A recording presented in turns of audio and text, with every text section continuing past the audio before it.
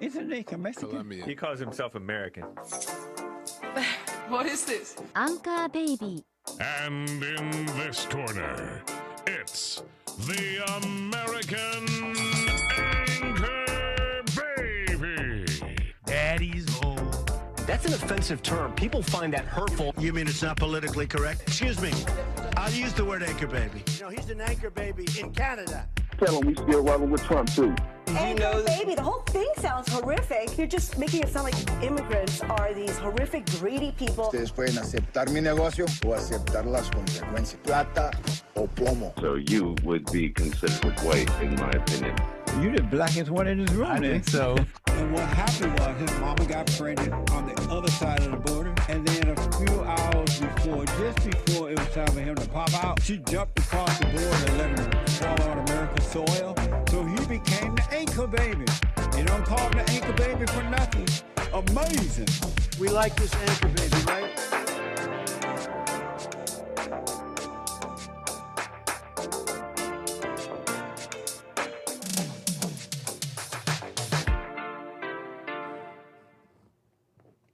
Hello, I'm the American Anchor Baby, and this is my show. Thank you so much for tuning in, everybody, on this fine Thursday. This week is flying by so fast, but it is a pleasure, an absolute pleasure, to be back with you today on this fine Thursday. And we're here. I saw calls coming in. We got topics to get into here on this Thursday. You know, the big news. Is it big news? It's interesting news. I want to politic just a little bit, the war stuff. Israel, hostages released. They say, with a little bit of details, caveats. I want to go maybe give you even a bit of a summary of the situation thus far. You might enjoy it. And the interesting situation and the amazing deal making that I see Trump making. These deals that are pragmatic and interesting.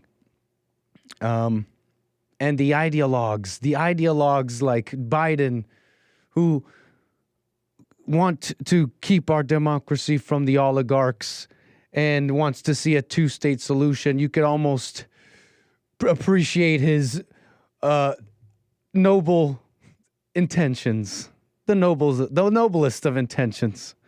But it falls short, and it means nothing in the face of pragmatic solutions.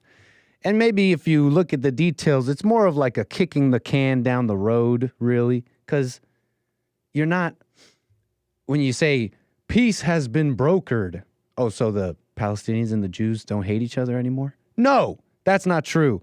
But it takes a man to kick the can down the road, let him deal with it. But while he's around, you're gonna do what he says. And it's an interesting thing. I want to give you a summary for those who maybe find the whole thing confusing. At least this little bit here. The war up to the hostages released. I want to also talk a little bit about, I'm watching Joel Friday TV. What an episode. And it's so, this week has been interesting with 𝒏𝒊𝒄𝒌𝒔𝒕𝒓 being nominated. And these demons coming out of the woodwork saying, but what about, don't you drink? But you'd say that drinking at work is bad, right? Full of insinuations, full of just the nastiest faces, all with the intention to slander, because it's teams, it's factions, and so many people in the government are really just people who, I've heard this description and I thought it was so good, people who've already made up their minds, their evil minds.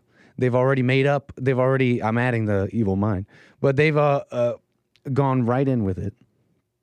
And they've become old and fat and evil in these positions. So, and so they're doing all this judging, and it's so weird. It's so weird to see the people. It's so weird to see the people with the dog. You've seen these masks, the dog like dog bondage masks. Look at the perverted Republicans be like, what are you doing, you pervert? It's crazy. It's totally crazy. And I'm hearing on the Joel Friday TV, I'm hearing AOC, and it's so crazy that I guess it's like easily missed. Did anyone even comment? Is she really saying that Republicans want to put forth this transgender in sports bill. It's all a guise so that they could examine genitals. Does she really say, look, it's an interesting thing on sex and perversion and life a little, Jesse today commenting on sex and out of wedlock and whether it's a sin or not, a very interesting conversation. But the very interesting line of thought pertaining to what he was saying, about how sex, the sacredness of sex has been taken out, the shame has been taken out, or something like that. Totally shameless. So everybody talks about it. They talk about their business. Either they brag about it, or they're shameful about it, or they're doing some group and they're standing up in front of a crowd saying, I was this pervert and now I'm not about it. It's crazy. And so there's plenty of stuff to talk about, I guess. Okay, so let's get into it. 888-775-3773 if you want to talk with the Anchor Baby today about anything you want to talk about. I am live on rumble.com/American Anchor Baby. Live on here on YouTube, of course. You can support me on YouTube. You can super chat the Anchor Baby. Imagine that. Am I not based enough? Chat. Don't you understand? The Anchor Baby got his wings after all the most based people of all time on the internet already got their demonetizations happen. Okay, so I'm of a different era.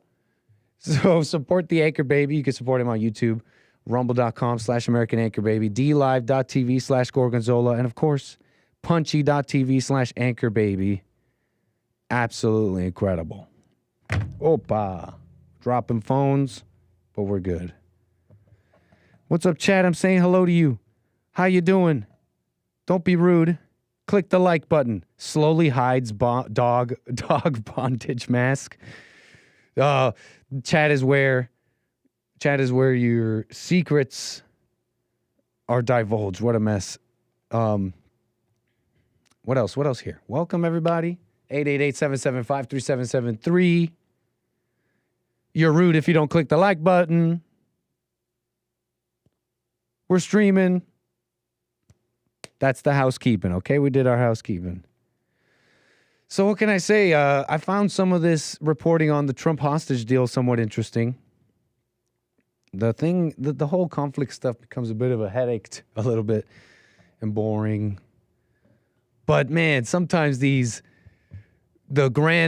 big moves in the chessboard of the world can be sometimes exciting. Like all these different. It's like a novella. It's like a novella.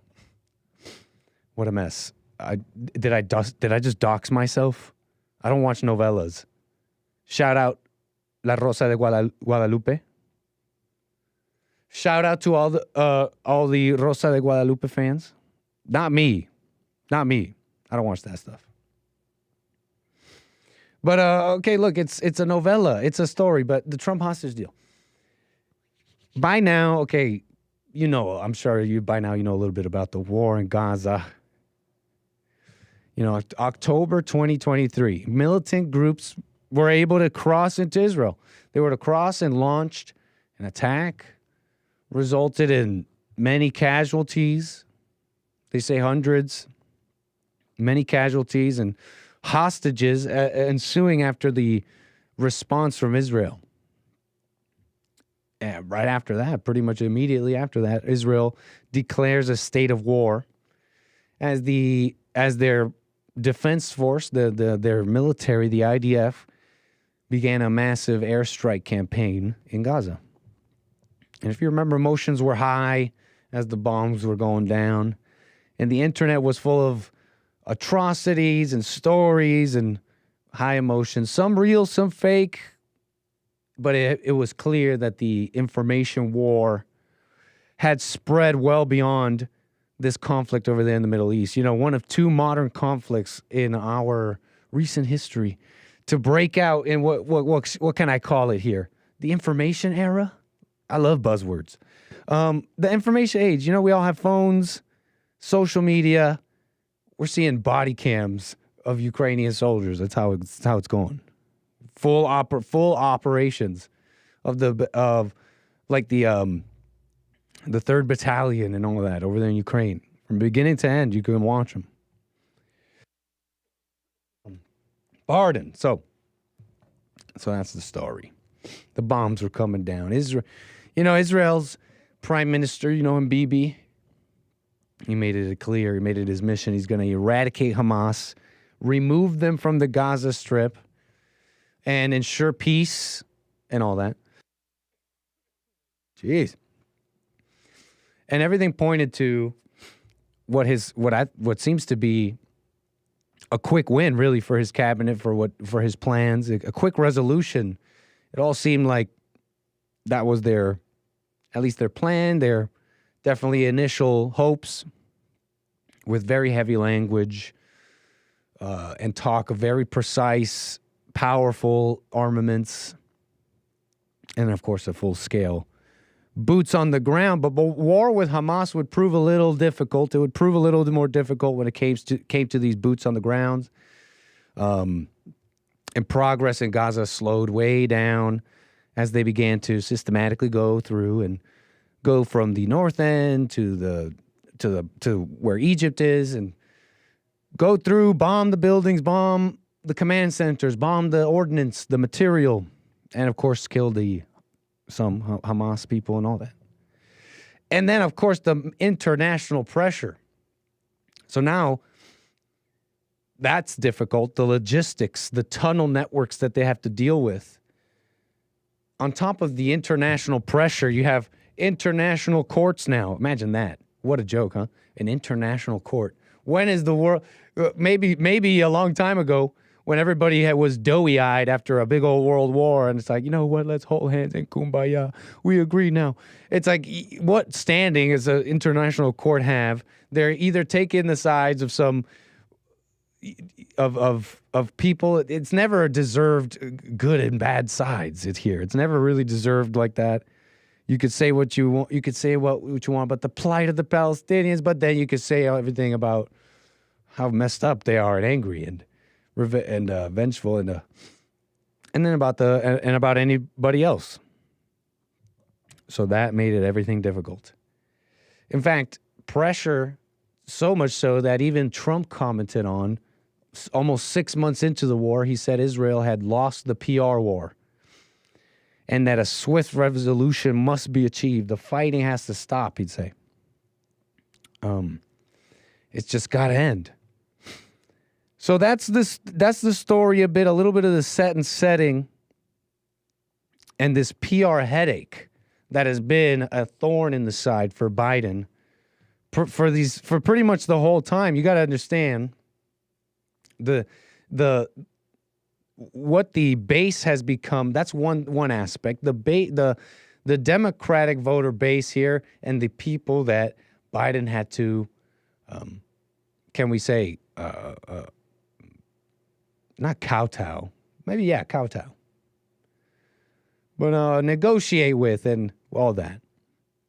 Different segments of his base that you could say are radicalized or whatever, but they support Palestine, basically. They don't like Israel and all that. And it's a funny thing to even comment on, for all the problems that it just seems like Republican, Democrat at its most basic, and it's in some very basic ways, they really are the same. It's a funny thing. It's a funny thing about the sides in America, particularly the Republican versus your Democrat. You see, for example, you got these Democrats saying, "Look at Trump. Trump is controlled or has to kowtow to the most radical parts of his base, this right wing, the white nationalists, the Nazis." But you could say the same for the Democrats.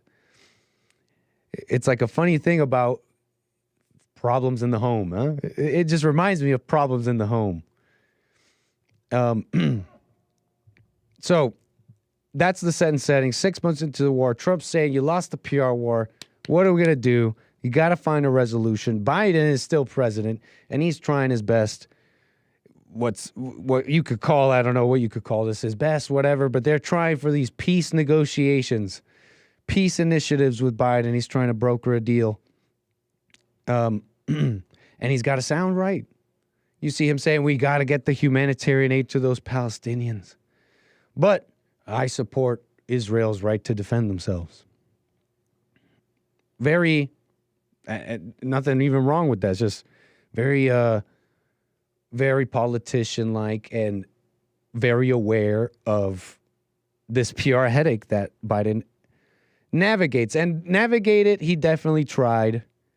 He tried, but it wouldn't come to any solutions here. It really wouldn't come to any solutions. You know, it's a funny thing about Biden. He'd say things like he supports a two-state solution, emphasizing the need for this two-state solution. Multiple attempts to de-escalate and propose these ceasefires, but he would say it's like you got to have peace. And it's a funny thing to consider when we're talking about brokering a peace deal. Trump brokered a peace deal. What an amazing thing.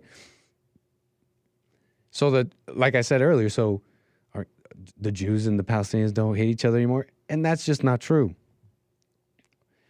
When you hear Biden say that, he's really just like almost an old ideologue with a good intention, a good heart or something like that.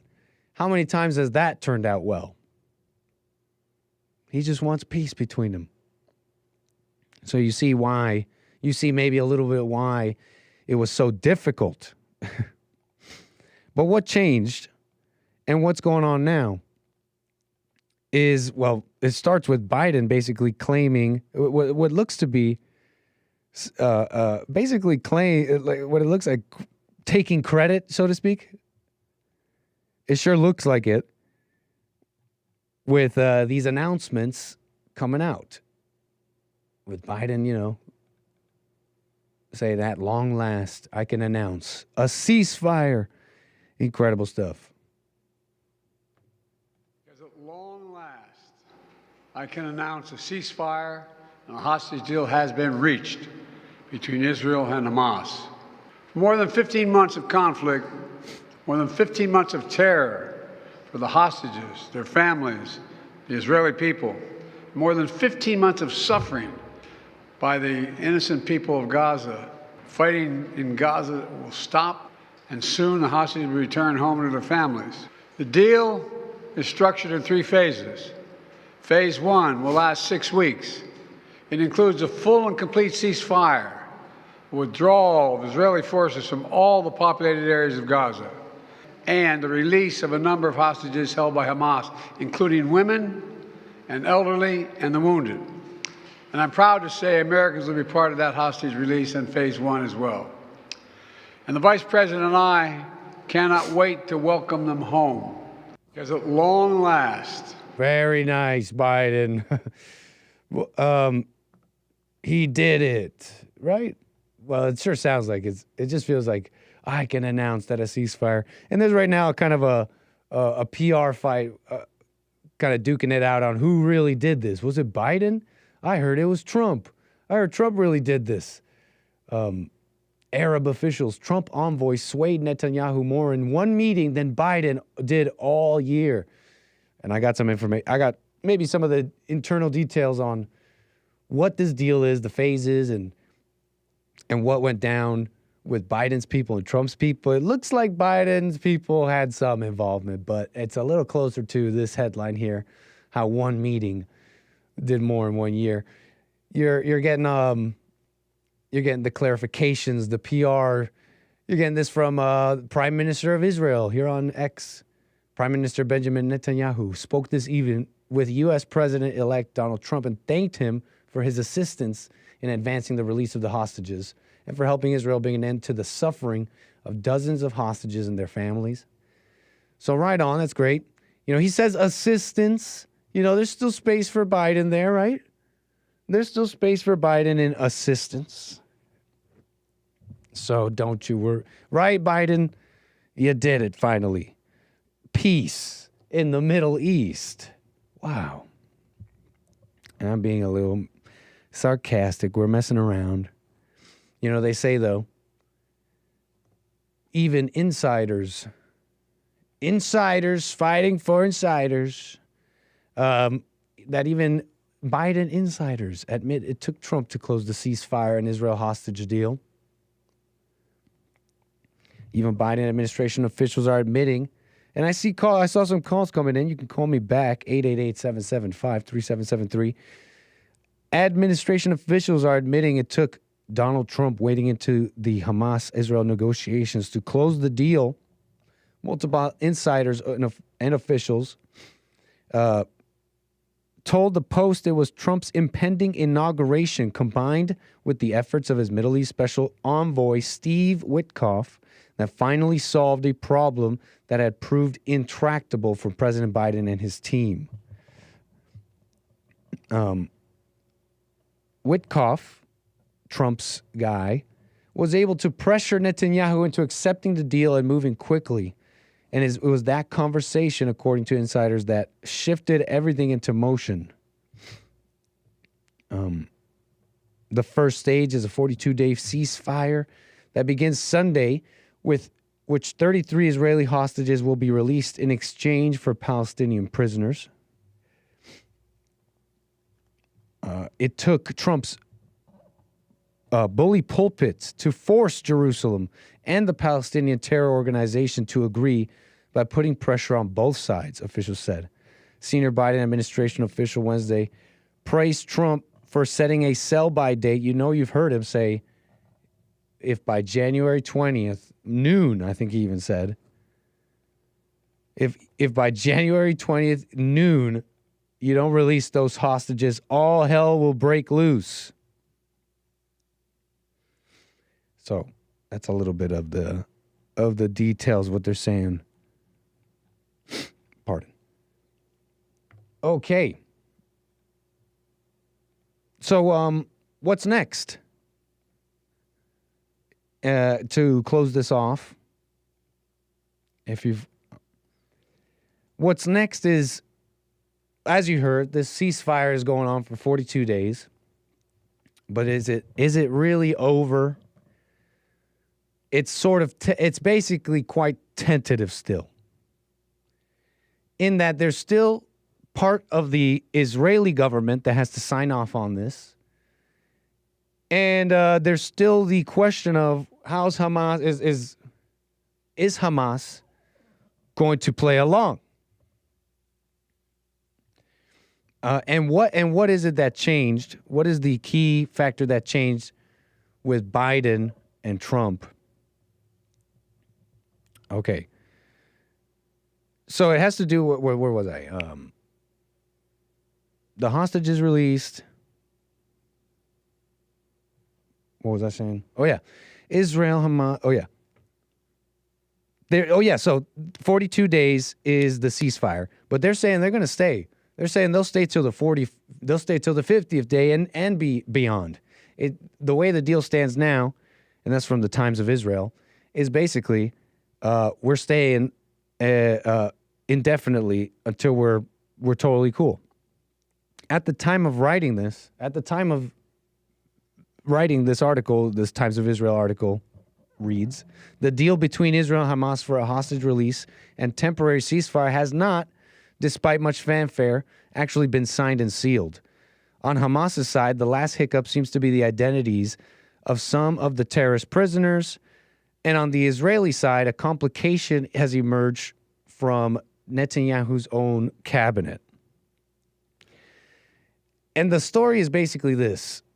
Netanyahu's supporters are what you might be able to call right-wing, pretty right-wing. They're the ones who want this war to continue. The Otzma Yehudit party and the leader, who's �𝒊𝒄𝒌𝒔𝒕𝒓𝒆𝒂𝒏. And this is all, again, from the Times of Israel. They're saying they're fearing that this is an end to their war that they want to continue. But Bibi's basically saying no, while others are basically saying let's get the hostages, but we're going right back in. So now the question is, why would Hamas be okay with giving up these hostages if the moment they give them up, it means they're going to get bombed? It's more conflict with Israel, and now they have no hostages. Well, a lot. Some think, I'll put it like this, some think that it's the Trump effect, to put it plainly. And what's that? It's not only his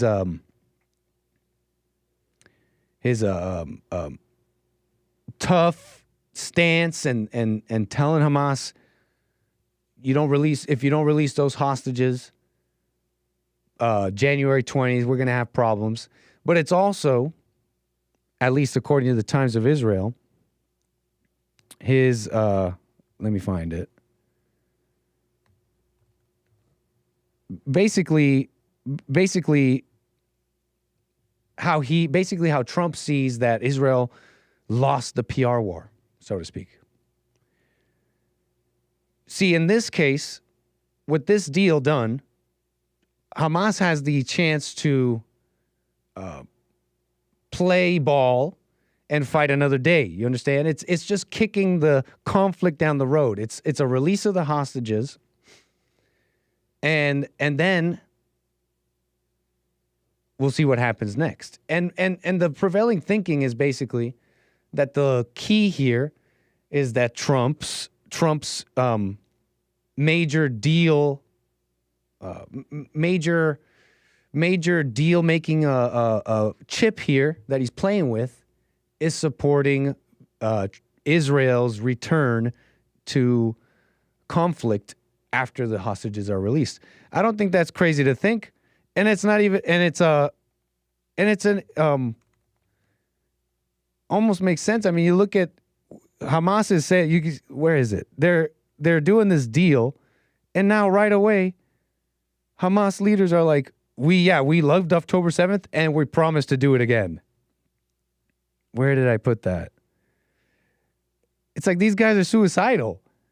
These guys are crazy. They're suicidal. They're doing this deal, and Hamas leaders are on X, with the videos are going around. They're saying, we love October 7th. We'll do it again. So I'm really just trying to give you the rundown of what's going on. The nitty-gritties of the details, where the hostage deal stands so far right now, and how kind of just basically the details on how Trump was able to win this. This was a win. This is kind of like a win. This is a political win. I don't care too much about this is my very plain thinking of what the message Trump is putting out. I don't care too much about your war unless we can make deals and make things work. You can't just go and have a war like totally destabilized. We got to have solutions, and we got to make it happen. Okay, what else about this? That's pretty much it. That's the story thus far, can we say? They're trying to take credit, but this has all been done before Trump's even in. Okay, what else about this? I think that's the story. 888-775-3773. The Trump hostage deal and all the forces at play. I feel like there was something else about this interesting. Pardon.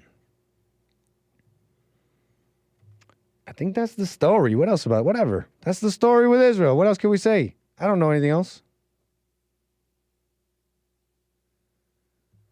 Anything else interesting about this? Okay, I think we're done. All right, chat. So that's the story with all that. Wouldn't it be? Is it actually going to turn out to just be nothing happens situation. No World War III. No major Israeli land grab of this whole region. No, just like a peace deal. We start working on our economies, put people back to work, cut the fat in the government. Is that what it's going to be like? Let's go. I'm down for a little boring. Who's down for a little boring? Time to work on ourselves. Okay, now I'm just rambling about stuff. 888-775-3773. Let's totally switch gears here. Let's totally move on. How about it? Let me pull up my chat, though. What are y'all saying? American Anchor, baby. Why is your background dark? I left my homework out. My dog ate my homework, basically. You know, we're supposed to have... We have cards. We have little SD cards that hold our clips, our backgrounds, our intro videos, and I left my homework at home. So, I'm just using this old one from the TV. Even today's intro, I played it off of YouTube. I wonder if you even noticed. And the TV might be even tilted.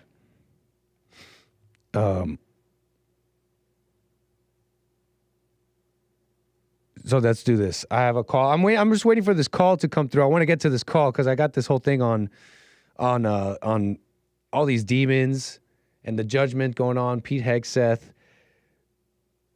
AOC saying that Republicans, the whole transgender bill is just a guise to examine genitalia. It's totally insane. But we got a caller here, Charles, out of Massachusetts, right? You're on the air. Thanks. Hey, what's going on? What's up, Charles? Thanks for your call. Yeah, no problem. Yeah, I love the show. Say that again? Yeah, I love the show. Oh, thank you, Charles. Are you on speakerphone? Yeah, it's Carl, too, not Charles. Okay, Carl, thank you. How you doing, sir? Go ahead. Good. So I was just wondering what you think about what Gen Z, not all of Gen Z, but at least some of it, what they've been saying about Trump and RFK in regards to the COVID restrictions kind of future. What have they been saying? Well, I mean, I've just noticed a lot of conspiracy theorists kind of naysaying about how Trump, obviously with the warp speed thing, which I don't really.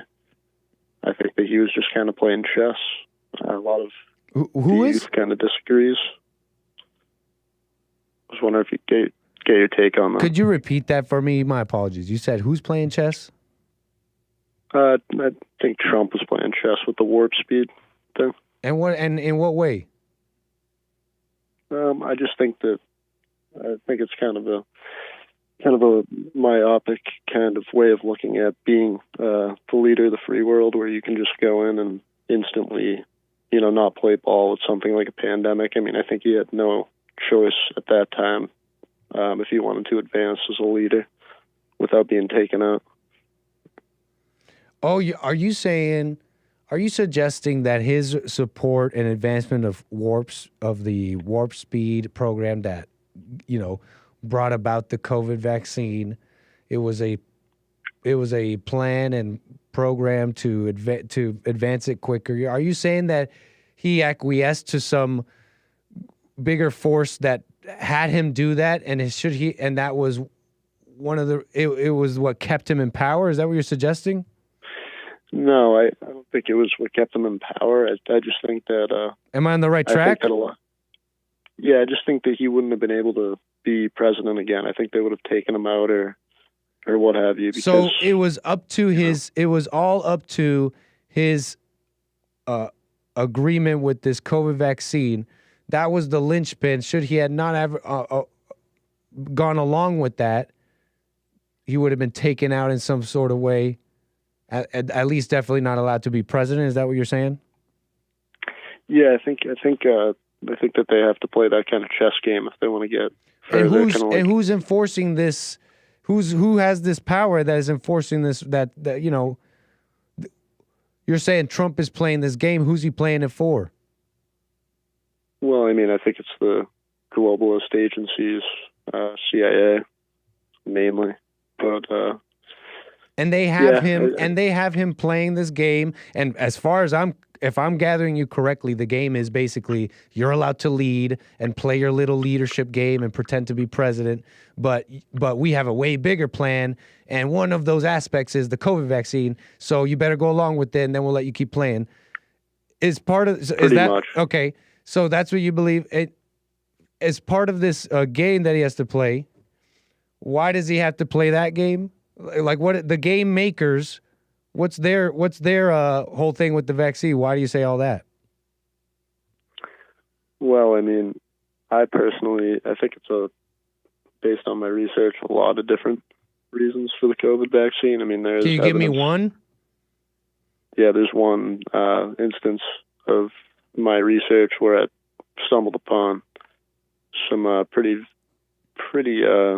damning evidence. It could end up not being true. And this is evident again and I do want to let you speak. My apologies, but I want to order this. You're saying this is one proof and evidence that why Trump is having to play this game, or are you talking about like vaccine? Just the vaccine and like vaccine harms and stuff like that. Because I've heard some of that, but let's try and be careful with YouTube a little bit, sir. But is that what you're getting at? Are you talking about like the harms that the vaccine's doing? Yeah.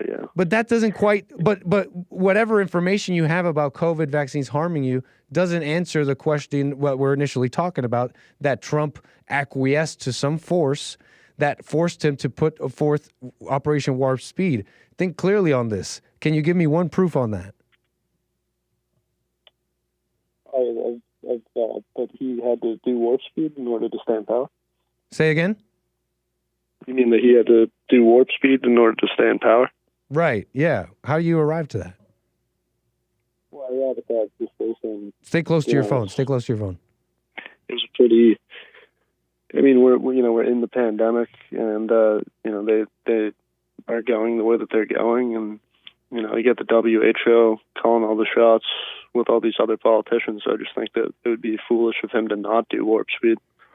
And I'm pro-Trump. I just think the youth doesn't really see that sometimes. I think Gen Z is on the right path, but I think that could be said. I kind of just wanted your take on that. No, totally. And hey, this has nothing to do with arguing about being pro-Trump or not. What's interesting to me about this conversation is simply the basic faculties of logic here. You're making quite a claim, but it seems to me like your basis of this claim is simply probability. You see all these leaders in the WEF, so why wouldn't he? If you follow that same reasoning, let me give you a theory. Let me posit you a possible theory here that's maybe more level-headed. That's like, how do I put this? How do I put this? You know how like the most likely thing is. I almost feel silly repeating this because I don't want to repeat this like this is totally true. But have you ever heard of Occam's razor? Don't they say the simplest explanation is usually the best? Well, let me posit you a simple explanation. How about much like Israel Hamas, much like bartering a peace deal, whatever the details of that deal, if it really is truly peace, the Jews and the Palestinians finally love each other, whatever despite any of those details, bartering anything close to a peace deal is a political win for Trump. You understand that? And you understand why, right? It shows strength, it shows stability, it shows deal. You can understand that, right? It's a political win. 100%. In that very same way, I agree with that. In that very same way, and you may not, yeah, right. Individuals may not necessarily agree, but the truth is the same. In that same way, the vaccine, at a time when everyone was afraid of this thing, you got all sorts of shutting down happening. Who knows what would have happened, and they're saying no, we're masking up. The science says it. These people are basically not going back to work unless we get a vaccine. So Trump's like, let's make this win happen. And I want to be the guy that opened it up. I want to be the guy that put forth this vaccine, which was part of the opening it back up. You understand? Yeah, 100%. I think it's just that simple. Like, I don't know how else to see it. And it's like, can you now look back years later? You got the LA Times guy now. He's a doctor apparently. And I don't know anything about the vaccine. I don't know anything. But they're saying, hey, you know what? It's looking like it's pretty dangerous stuff. You know, unless you really need to take it, whatever. I don't know anything about that. So when you look back, yeah, I'm sure you can find all sorts of mistakes people made, but I don't know. I don't want to just glaze and what do you think so far? Yeah. You say something. Gen Z. Gen Z definitely made their their decision pretty clear when they Trump won with flying colors, obviously. But the thing with they wanted to roll it out in 5 years. They wanted to actually wait on the vaccines, which who knows if they would have lied anyways, and that the vaccine still had nanotechnology or any of these other claims. But they wanted to roll it out for 5 years and keep the lockdown going for 5 years. And I feel like 5 not just years, the youth, wow. but every a lot of boomers and all people of every generation, they kind of didn't see that if they waited 5 years, that would have been 5 years of the whole pandemic. So Warp Speed actually was a net positive for the country, if that makes sense. Yeah, that's kind of how I take it, like as a business thing, and I don't know how else to and as a decision that was made that may not be 100% perfect, especially with hindsight. But what else about this? Honestly, I don't know. I can keep the ball rolling for another call. Thank you, man. Yeah, I was gonna say something else, but I forget. Well, Carl, appreciate your call. Call me again, man. Thanks, man. How we go? 888-775-3773. But it was bad for you. But he wanted to open it back up. I was talking to this guy. He says he went to school for economy. I don't know, but he seems smart. He was, he says, we're still feeling the effects of those lockdowns, etc. No real recovery happened. Okay, so check it out. I'm watching Joel Friday TV. I'm watching Joel Friday TV for a moment. And I'm going to bring this back up. AOC, you seen this? Alexandria Ocasio-Cortez. And she's over there doing her job. She's in Congress and she's representing the trans people. AOC laments state of her party after Democrats vote for trans athlete bill. She's not happy about it. Ocasio-Cortez's viral rant against the Protection of Women and Girls in Sports Act wasn't enough to convince Democrat allies to vote against the bill. 2 of them in this case. 2. So only 2? Ocasio laments the state of her party. Let me show you the state of her party, if I may. This is the sorry state of her party. Look at this. 2 whole Democrats. 2 of them. Count them. 2 out of 2 Democrats out of 206. So 208. Out of 208. 208 Democrats. 2 of them dared to support the Protection of Women and Girls in Sports Act.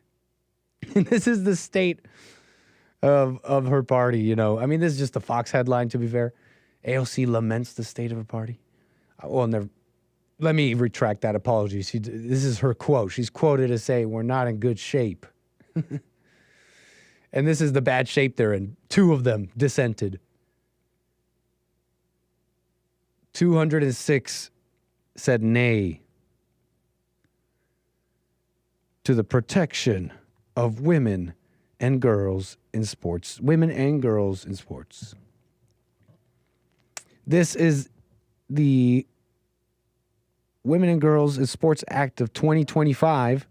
The bill provides that it is a violation of Title IX of the Education Amendments for federally funded education programs or activities to operate, sponsor, or facilitate athletic programs or activities that allow individuals of the male sex to participate in programs or activities that are designated for women or girls. Are you taking this in? We got levels going on here. We got levels, chat. Because check it out. That's the wording of the Protection of Women and Girls in Sports Act, of which not a single, I believe not a single Republican said nay to. 3 of them were, I believe, non-votes. I think that's what that means. I don't know what that means. NV. 3 Republicans were NV on voting this. 216 were like, yes, obviously. And do you expect anything less? They're the ones that are protecting the girls in the sports. Hey, it's wrong. And they're grooming the kids. And it's so MAGA right now. And I don't mean to sound so sarcastic. It is a mess. They'd have no place in there. No place at all. But the language here, it's like, I wonder if this was the only way that they would be able to pass such a thing. Not that women can't participate in men's sports, but it's written right here. It says, this bill makes it a violation for federally funded education programs to allow male individuals to participate in programs designated for women or girls. It says nothing about the other way around. This bill, in fact, it says this bill does not prohibit male individuals from training or practicing with programs or activities for women or girls. And it does not deprive any female of corresponding opportunities or benefits. Imagine that, huh? The feminist Republicans. I would expect no less from the feminist Republicans who really feel bad for women. And that's the only way this trans thing is getting any traction, because they basically all agree with it. You know, you basically can be whatever you want. I think that's just an absolute lie. And you tell someone that, you're lying to them. That being said, I am of the thinking that you can't change people, so I'm not going to go around trying to change them and tell them how to live. What a mess that is. Won't catch me doing that.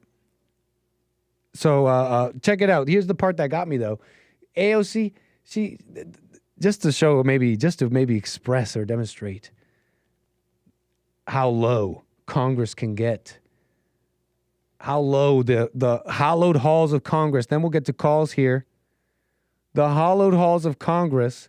She says, she actually suggests, and I didn't see anybody even. This is when you're just crazy and a girl, and you're just a cute crazy. You're just cute crazy. I'm just a girl in the world. I guess you could say crazy, absolutely insane things, and people tune it out. Maybe they close their eyes, like, am I really listening to this person right now? It sounds to me like she's suggesting Republicans just want to look at people's genitals to show just how low a female congressperson can go. How personal, just get nasty, make insinuations, innuendos, and claims. Come on, AOC. Give us the story. Just how low it can get. Wait. Why am I not hearing anything? How do you do this? I just had sound from this computer. How do you do this?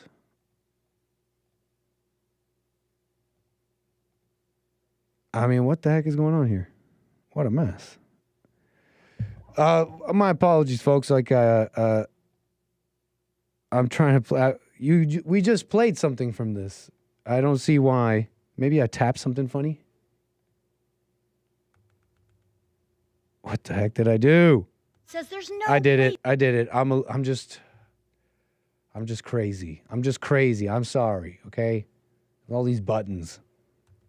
We got the video. Voted consistently against the Violence Against Women Act, who have taken away the right of all women to choose and have control over their own body, who, as women are bleeding out in parking lots across the country, standing there, allowing us to die, now want to pretend today that they care about women.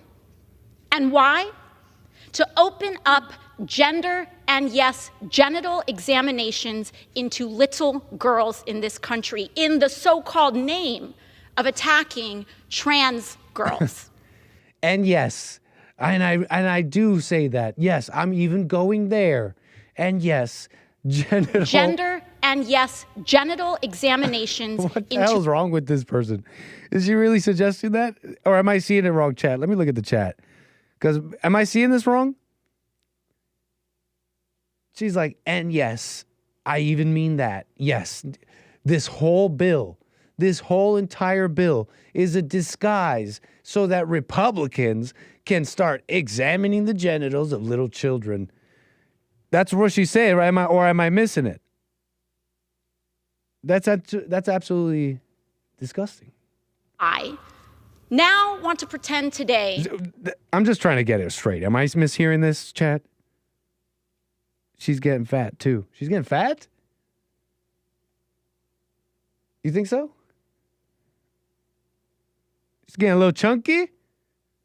Whoa, AOC. Baby weight? What's going on here? Don't you know we got a low birth rate, honey? So where were we? Love that still. So where was I? So again, yes, I'm playing this for you to show you how low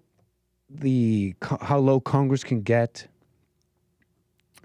how low they can go, and just how low people are running all that stuff. Judging 𝒏𝒊𝒄𝒌𝒔𝒕𝒓𝒆𝒂𝒎, talking about his past, trying to bring up all this nasty stuff, and they're the ones who I just showed you were only two people, only two Democrats said, you know what, men shouldn't. This whole trans thing, there's whole men and there's women's and even though it's got this feminist bent to it, they were sensible enough to say, yeah, well, at least we agree with that, right? These are the same people. You thought I was joking about the dog bondage thing? The freaking dog bondage masks? You think I was joking about that? The transgender Rachel Levine in the U.S. military? And then this, I don't know, this picture on the right, I don't know if he remembers. It's whatever, but there was a little thing about it. Army investigating soldiers who posed in dog bondage masks. I don't know. It's just, are those Democrats? Maybe I'm stretching it. Maybe I'm being rude here, but it's just devils and demons judging demons and devils. It's crazy. It's so crazy. And sex is like it was brought up earlier today. No shame.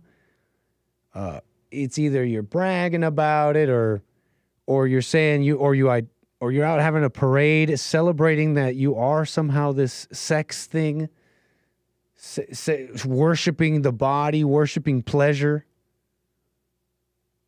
It's a dangerous road a bit. There was all this talk earlier today, and then I'm going to get to calls. Appreciate the patience. All this talk earlier today about whether sex out of wedlock is a sin or not. Is it a sin or is it not? I was saying something earlier about how, I feel like I can better explain why anger is a sin, for example. And because I could tell you how detrimental it is. But I can also tell you how detrimental sex can be. So whatever about that comment. It does seem to me like constantly, and Christians especially, but the world really, they look at something at the end of the production line and they're like, well, that's a problem. We got to fix that. They look at the pregnant girl showing up at the front of the congregation and apologizing, sorry. And they're like, yeah, that's the evil. Glad we're gonna watch we're gonna stop that evil in its tracks, and we're gonna keep being good old Christians. Meanwhile, they're all products of the same production line I'm talking about. The problem is way up the line. I feel like that about all the things the Christians call sin. That being said, there's something dangerous about a totally like a release, how do I put it? They call it freedom, right? They call it liberty. They called it sexual liberation, for example. Didn't they call it that? And it ended up not being that at all. At least for some. Some know that you become subject and affected by this kind of a darker world. They called it sex, drugs, and rock and roll, right? Didn't they call it that? There's whole you can look at whole sections of of America to help maybe even paint a better picture for you. For example, Lil Wayne. You know who Lil Wayne is?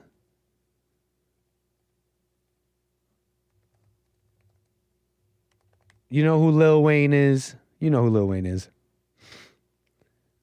And if you just give me one moment.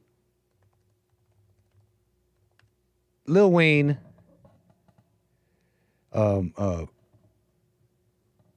has mentioned what I'm about to talk about a little bit. There's this is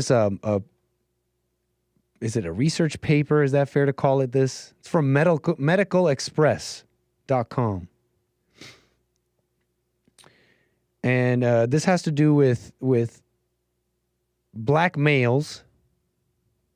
It's from the Johns Hopkins University.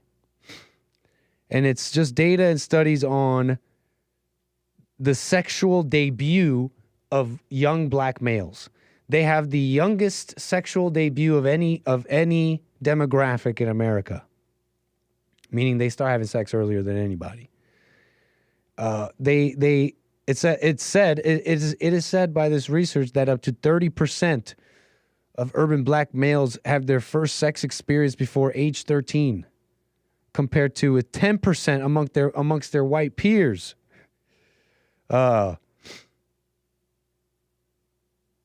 And that another aspect of this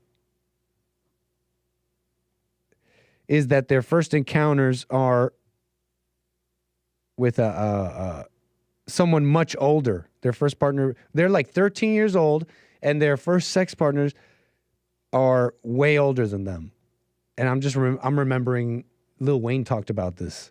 He would talk about a little bit about this, and how it was encouraged for older in the world he grew up in, how older women were almost encouraged to do things to the young men, right? To make them men or something. I don't know. And it's from this studies, that a lot of these young males in the Johns Hopkins study, they go on to have way higher incidence of they call it negative sexual and reproductive health behaviors, whatever, such as multiple sex partners, sex under the influence, substance use, unintended or unwanted pregnancy, and sexually transmitted infections. It's a Pandora's box, Anyways, whatever. A little bit on sex and its shamelessness in the world today, a little bit, huh? And I'll end it with this story and we'll get right to calls. You may have seen this story of this guy, they're saying committed suicide. And it's a little bit of a nasty story in that this viral video started going around of this man. And there's no need to look for it to show it to you.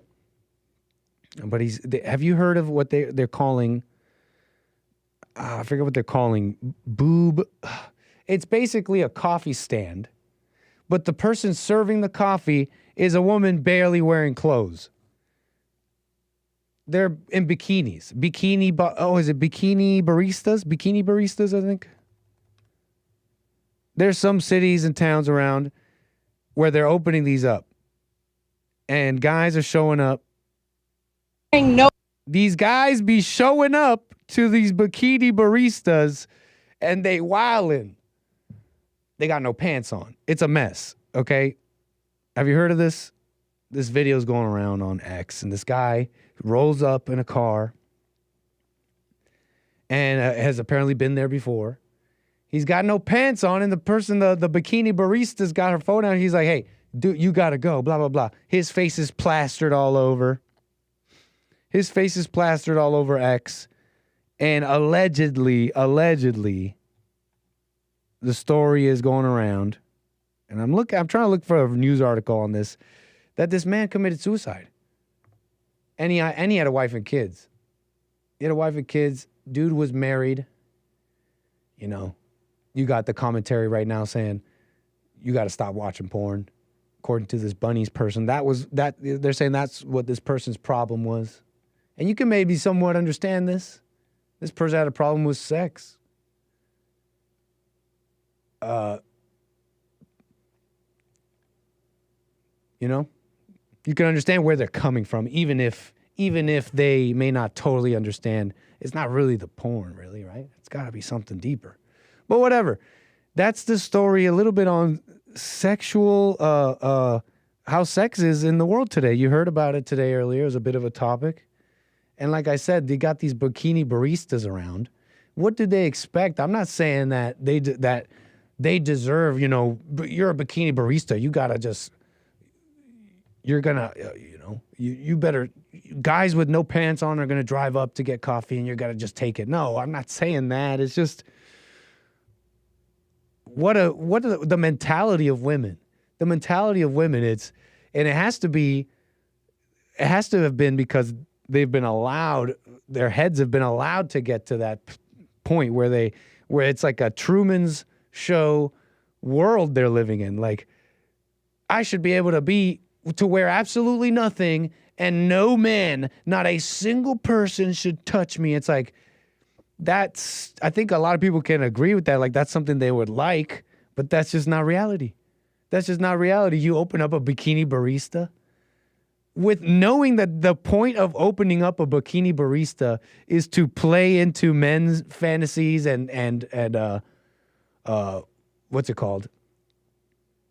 You know, desires and all that. You know that you're playing into that. You're going to get the worst out of them. Why do you think the strip clubs, the red light districts, you know, all these places that a government would call syntaxes, the casinos, why do you think those are always in crossroads with drugs and crime? And because you're dealing with desire, you're dealing with Pandora's box. Sex isn't a game.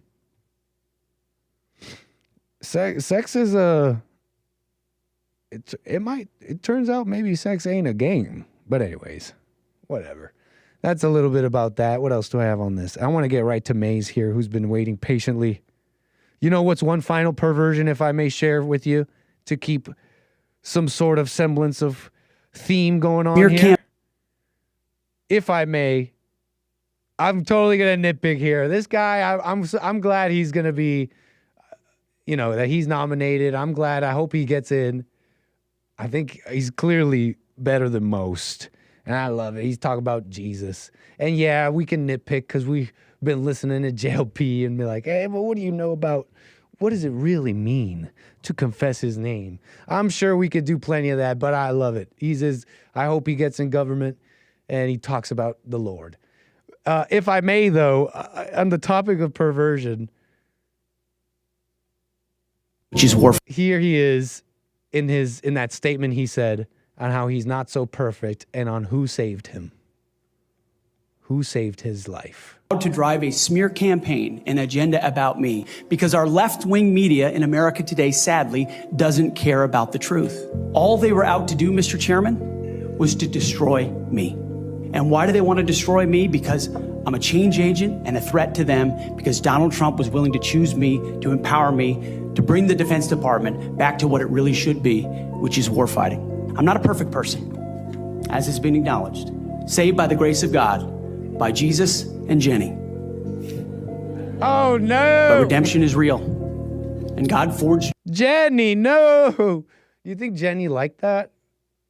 That was just a little smile from Jenny. Am I reading into that?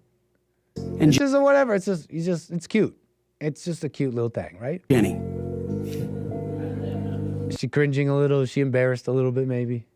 Maybe it's just embarrassment, like, oh, you know, don't make it about me. Like, don't put any spotlight on me. That's normal, right? It's not a big deal, right? But it does get me a little bit.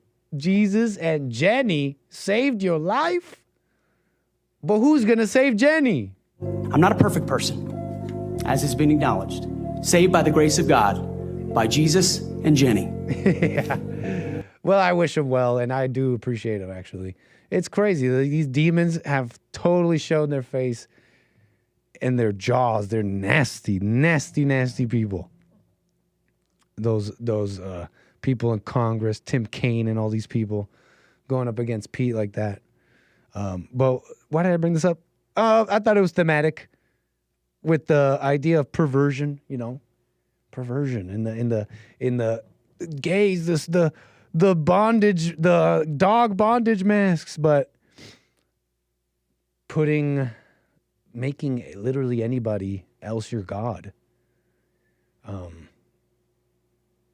I don't see that so positively anymore. This whole, like, she's the most amazing thing. It used to be cute. I just don't, it's not so cute anymore. I see a way darker side. But anyways, shall we move on? Because I want to get to Maze here, who's been waiting patiently. Maze out of Dayton, Ohio, on the air. How you doing, Maze? Hello, Nick. How you doing, Maze? Yeah, I was listening to you talking about John Hopkins research. Yeah, the sexual debut of young black males. I bet you, was there any black males in there with them when they were doing their little research, or was just a bunch of CWPs in there trying to tell other people what they're doing, but you never take a look at child trafficking? What do they do with little girls and boys when they trafficking them? Do they? Well, before are you? I mean, that's a question you have, but are you suggesting that in this study that it was actually just white people lying about the early sexual debut of young black males? They always want to tell black. And how do you? But is that what you're saying? Are you saying in the study I'm talking about that it's a lie and it's just white people lying about the sexual debut of young black males? Yes. How do you know that? Because we don't know what any other males doing. Did they deal? But how do you know how do you know that about this study? How do you know that? That's how they do it.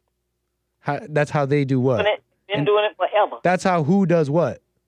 The John Hopkins and all those different people that do research on people, but they never research on themselves. They like to do the church.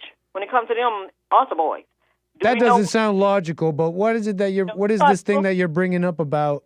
Mom, I have an inquiring mind to want to know. And I want to follow your inquiring mind a bit, to my detriment maybe, but you brought up something. Go ahead. Yeah, they always doing research on what the black man doing. What are they doing? That's what I say, child trafficking. When do they start? Or either you take the Catholic Church, and then you talked about the girl going. What's your question about child trafficking, though? Let me zero in on. What were you saying about child trafficking? What are they doing with them? Are you suggesting that? Are you suggesting that for whatever the John Hopkins people are saying about in this study, that it should be at least measured up against what white people are doing in child trafficking? Is that what you're suggesting? You measuring it up with what other people are doing at young age with young kids. So not necessarily white people, but are you suggesting that before we look at any John Hopkins study, we should measure it up against the child trafficking done by others? You should measure it up to everybody, not just one group of people. Okay. We don't know what everybody else doing. It sounds like you have information. It sounds like you know something a little bit about this. You can't find anything on. I would like to have some. Oh, so you don't know about this? What? And so what makes you believe? You said you're saying. Are you saying you do or you don't know about this child trafficking stuff that you're bringing up? Oh yes, because they just picked somebody up for doing it the other day.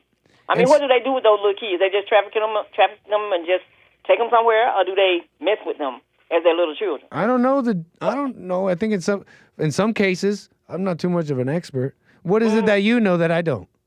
Because it sounds to me like you have some information about child trafficking that informs your conclusion about how anything I just said about John Hopkins is skewed. That view is skewed. What is it that you know about child trafficking that makes you conclude this? Because they do it all the time. It was like a lot of people been involved in child trafficking, and a lot of little girls that was little young girls under the age messing with these grown men. And some of them should be in jail. Some of them is still walking around here doing the same thing. But there's nothing being reported about it. There's no research done on it. I fail to see how that's important, though. Oh, it was once. I fail to see how what you're saying is important. They did it on 60 Minutes one time. But I want John Hopkins to do it. Since they want to point one group of people to say what they're doing, but not the ones that look like them. What are they doing? They not molesting children and doing different stuff at a young age? And do you disagree that young black males are their sexual debut is much younger than everybody else? I don't know, because I haven't talked to everybody. Do you think that's true or false in your impressions? In your impression, would you say that that's not true, or would you say that's probably true? What do you think? I'm saying I don't know, because I haven't talked to But do you have an impression at all? Do you think? No, I don't. No, at all? Not at all? What are we comparing it to? Anybody not black, right? In this particular case, anybody... Where did they research on that? You see, you want to do, as I say... Well, in this case, you asked me, where's the research on that? In this case, it's John Hopkins. You asked me where the research is on that. I said, in this case, it's this John Hopkins University study I mentioned. That's right. John Hopkins always studying something except what they need to be studying. It's just like, what you call them people that be messing with little kids? But let me put it like this, Maze. If it's everybody's true... brain is not shut off. People think. They don't listen to the plagiarizing John Hopkins and all of these people give you amongst one group of people. If you're not looking at all the people, don't look at nobody.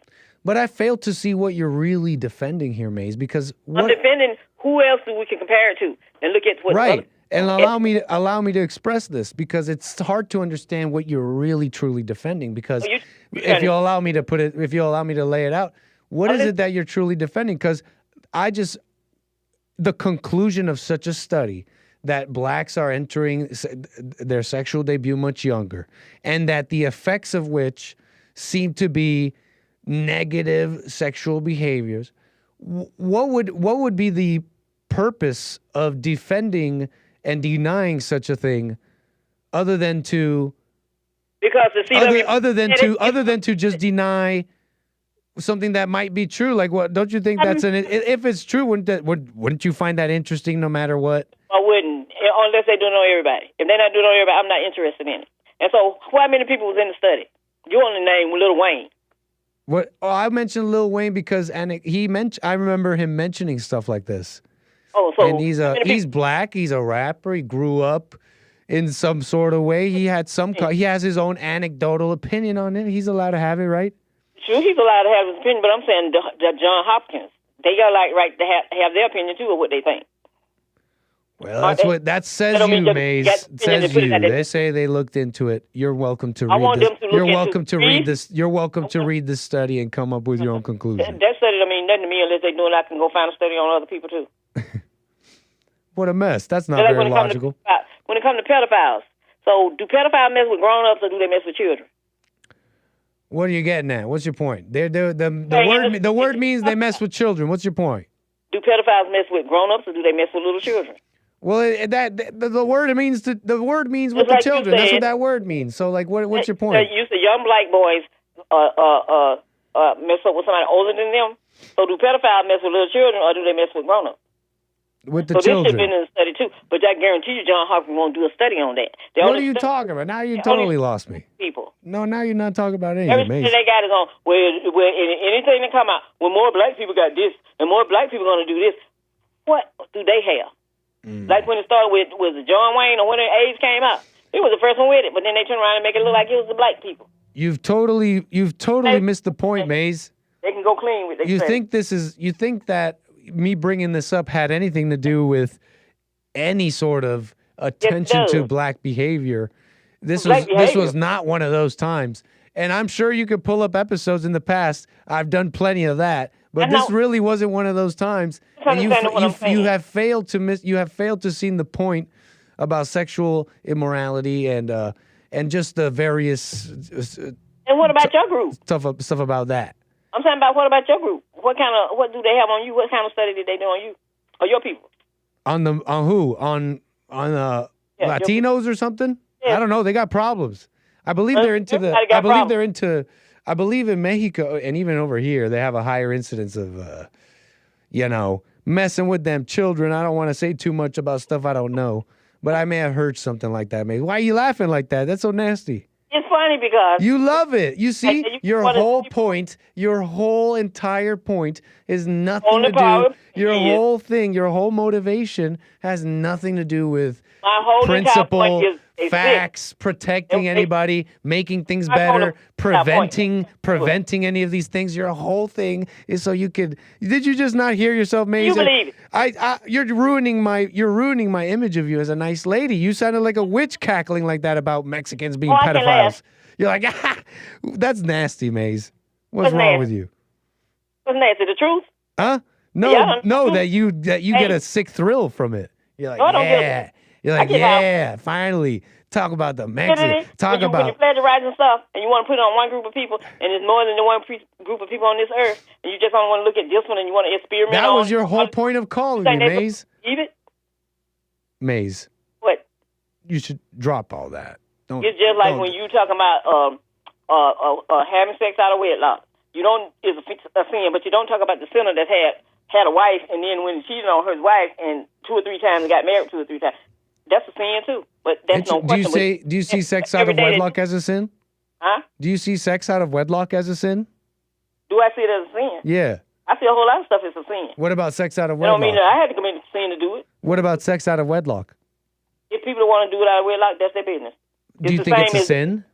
It's the same if you married and you had a wife and you did it. And that's a sin too. Do you think it's a sin? Oh, you're saying it is a sin? Yeah, both of them are a sin. So what they got to do with anything? But you only talk about the one, and then the preacher. See, that's definitely a different mentality. And then when the one came on trying to tell about what the girl did in the church, you need to be looking at the preacher that was sitting there saying she was saying it. A whole lot of them saying it too. Wait, about the preacher? Author boys and stuff. What do you think about the pregnant girl? Did you see the pregnant girl? That's what I'm talking about. What about that? What were you saying? If she was saying it, I'm quite sure all of them in there was sinning just like she is. And they want to make a big deal with it, and then plagiarize it, and act like it was something special or something different. So I guess if you go around to all of these different churches and find out what these preachers doing, and these priests are doing, they saying it, but they don't about to go to the altar and go to the altar. Tell them, Maze. Ask for forgiveness. At least she asked for forgiveness. They don't. I can't help but say that you might be right about this. Tell them, Maze. She asked for forgiveness. But Maze, what about you? Do you sin? That's why the Boy Scouts. Huh? The Boy Scouts, when they messed with the Boy Scouts and all these just boys that was messed with doing the Boy Scouts, and I guarantee you that little thing. Do you sin? I will. What? You're just gonna spend the whole call talk about everybody else's sins, huh? Didn't Boy Scouts get? Is that what you're gonna do, Maze? You're gonna spend the whole call just talking about everybody else's sins? No, I'm just that survey that they did is not right. So if you got proof that it's not right, if you look at the Boy Scouts and they had a big lawsuit, then you look at the guys. But you're saying but you just said a lie. You're saying you have proof this survey was wrong. They need to go back. But you told me you did it. You told me you simply just know how these people are. No, you just know how they are. You just know that's how they do. That's what you said. You said that's how they do. That's why you're not going to trust the study. But I'm not asking you to trust the study, Maze. I appreciate your call. Anything else you want to say? So they come out with their studies as much as they want to. That don't mean people have to believe it or trust it. Because you don't have to know what everybody else is doing. Because if they put the Boy Scouts, they put all of them together, you might find something wrong in between every group. Absolutely. But nobody thinks. I'm definitely not saying. I'm not one of those people saying that, Maze. You got the wrong guy. I'm saying I don't have to believe because somebody said you got to believe everything they say. When you're looking at one group of people, when you get my attention, when you're looking at all of them, then you're doing your job. When you just looking at one group, you're not doing your job. You got a problem. Maze, you don't love the black people. You wouldn't care. You would never say anybody who had love for anybody wouldn't say don't say the truth until I'm you not a say the follower. truth about everybody else. I'm not a follower. I don't Yeah, follow. you are. You I said, follow. no, Yeah, I'm you're following. Who am I following? The world. Who Really? says the world says what you say. Before you criticize me, before you criticize this or that person, you gotta make it equitable. Make sure you're criticizing everybody. That's right. And If you're criticizing before you everybody, point out a single bad thing in this group, Then you speak. first talk about the slavery. First talk about the history. Before or talk about what the white people are doing before you say a single thing. That's an unloving thing to say. You don't want to talk about the history because that's You don't want to talk about the history. Oh, you don't want to talk about No, the history? you don't want to talk I about believe Lee, granddaughter. You don't want to talk about the history. You don't want to go there. So, and as I say, stop following people and stop following the one that's plagiarizing and leave AOC alone. So the people that sent her there, she might be representing them. Wait. I didn't vote for AOC. You agree with AOC? You think the Republicans just want to examine genitalia? Yes, they do. Wow, Maze. Both Are we going to sides. expect anything? Maze, What? did we really, you've been so judgmental all this whole call. I just went, wow, to that statement, but really, I'm just playing it up. I'm just hamming it up. I already knew you were going to say that. Got a whole lot of nuts up there in Congress. Some of them should be in jail. Some of them shouldn't even be there on both sides. And you got people sitting up here screaming out about a liberal and a conservative. And they both work together. Nasty. Not one day. Nasty. So should the men play in the women's sports? Men playing women's sports. Yeah. They don't even want a woman playing sports, period. But should they play in the women's We have sports? had a man that played in men's sports, and then he turned around and became something else, so I don't know. That's not my business. So you're saying I don't know on that one. With me. Play what they want, playing what they want to play in. Do you at least sort of understand the plight of some of the women saying this is not fair? I don't, just like I said, they play in the sports that they want to. Right, but what about the women that are already playing in that sport? All of these teams, do you understand them a little bit? Why do they have men coaching women's teams? Why women can't coach their own? I'll answer your question. Answer my first. What was that? Do you understand them a little bit, the women who say that this is unfair? Well, no, I don't. Because you have women boxing against men. You have women and men playing tennis against each other. Right, but these are the actual women in there, and they're way more aware of the physical differences here in certain things, in certain other sports and all that. Even the one you mentioned, boxing. Come on, Maze, you know this is true. They separate the sexes for a reason. You know this, right? Really? Mm-hmm. So you can understand their plight a little bit. No. At all. No. I was trying to get you. I was trying to do you got me. I was trying to gotcha, Maze, because I was being evil. I was trying to gotcha because I was trying to get you to say, which is true, I do believe this, but I wanted you to say that you sort of understood them because maybe then you would understand that just because you support this bill doesn't mean you want to examine genitalia. Maybe you kind of understand the women. No, they want to put people in jail for going to get an abortion across the state lines and all of that. So who knows what they want? They're two of a kind. They work together and they work against the American people. And they ain't got sense enough to know it. Maze. You always want to scream on a liberal and a conservative. I dime up a difference in neither one of them. You got me again. So you have a good day, Nick. I'll get you next time. I don't play that. I got you. I'll get you next time. You got me again, but you won't slip away that easy next time. Well, have a good You one. foiled me once. Okay, take care, Maze. Right. Foiled again. Drats. Foiled by Maze again. And I would have gotten away with it too if it wasn't for these meddling. Okay, let's get to something else. Let's switch gears here. Let's see what the super chats say real quick for a moment. And let's move on here, because I got something else for you. Let's see here. Hey, thank you so much. Angband Art, a little super chat there, says, "Sir, would you be willing to read..." Wait, what's this? This looks like a suggestion.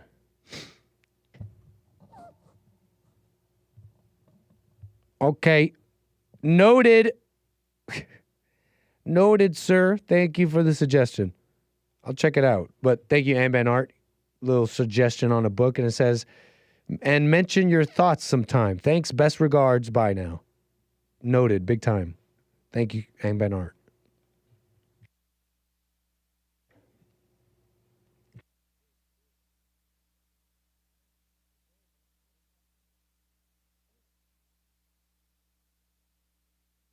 Okay, just checking something here. All right, thank you, Rumble, for the support. Appreciate that, as always. Thank you, dlive.tv/Gorgonzola.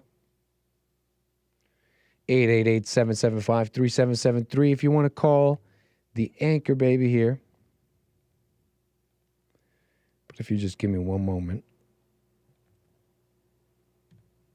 We are getting Rumble situated. Okay.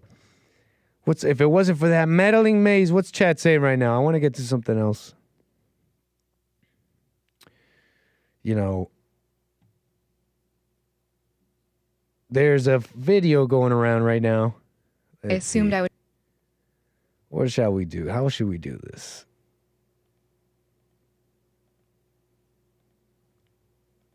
A little bit about love and marriage. Let's see here. Someone posted this poll. And they asked the distinguished male individuals on X and on the internet who are of the highest class, obviously, all the time. They asked them,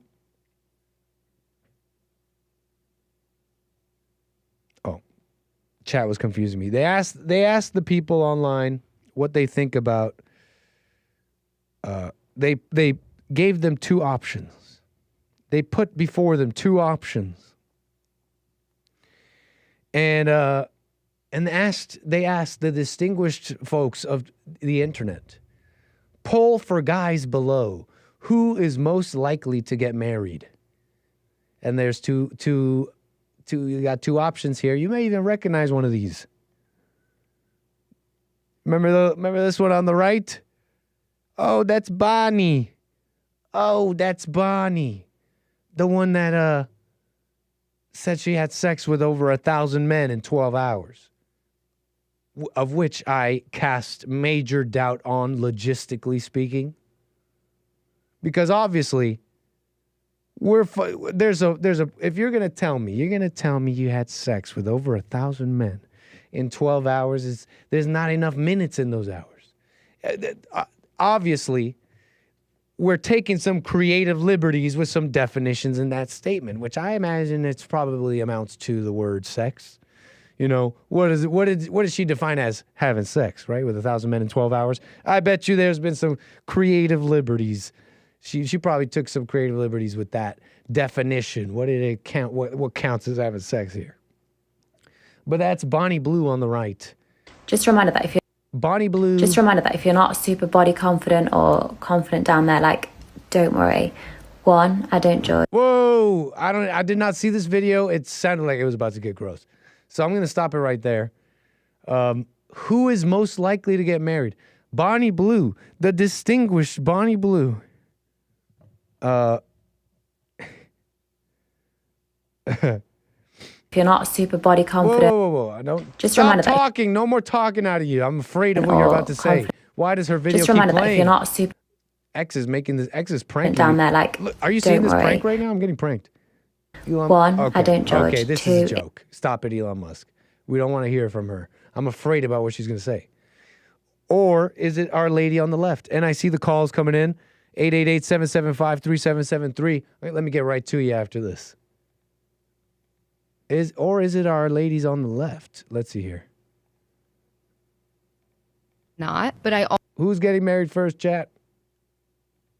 I assumed I would find my husband in my 20s and be married by 30 and having kids and all that, and I'm 32 and I'm just not. But I also have viewed being in my 30s and having dated such an empowering position to be in, because you are so much more established, you're so much more clear on what it is you want, and there's so much less room for the bullshit. Feeling like someone is vetting you. Like, no, it's actually the other way around. For so much of my life, I would find myself in these relationships, and it was almost like I didn't have a choice to your point, being in my 30s, being established, having this life experience, also having like a lot of sobriety under my belt and a lot of self-awareness around like who I am and why I am the way that I am and all of that, I'm like armed with this information. It's no longer about like, am I good enough for this person? It's like, is this what I want? How do I feel when I'm with this person? I do have a choice. Yeah, it's not about them.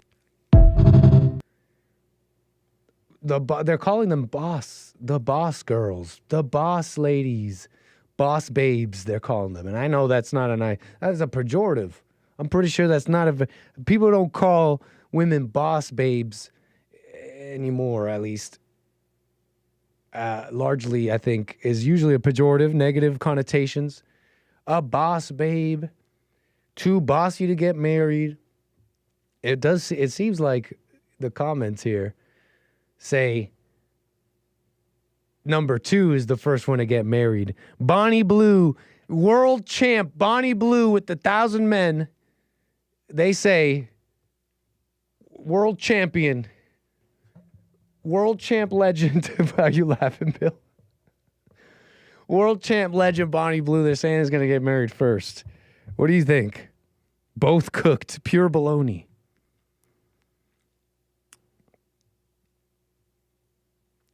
Like, I just,